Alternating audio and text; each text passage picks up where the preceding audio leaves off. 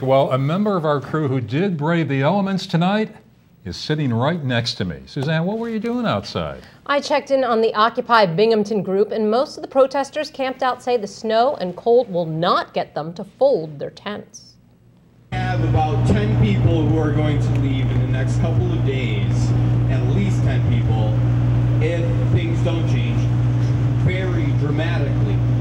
It was a little more fun when the weather was better. Tonight's cold rain mixed with snow seemed to add to what one protester called growing pains at Occupy Binghamton. Tonight, demonstrators were attempting to mend relationships with a number of the group who threatened to leave. But for others, the raw conditions seemed to be feeding their determination. So you guys are determined to make it through a Binghamton winter? We are determined.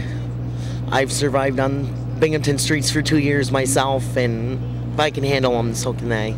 So how are the protesters keeping warm? Here in the food tent, a generator is blowing in hot air through a duct. But what about the food itself? You can see over here, there's just a hot plate and a couple of coffee makers. We're going to continue going. We're going to stay out here as long as it takes. Mika seemed to be handling the weather just fine as her owner plots ways to winterize the encampment. Basically making sure that everything's prepared, sealed properly, and dressed properly. Bedding is a big thing for sleeping in the tents in the wintertime, but it is quite doable. People do it for sport all the time. And while no one's sure exactly what the future holds, for now some demonstrators seem determined to weather the change of seasons. If we get enough snow, we're probably going to be building igloos around our tents out here.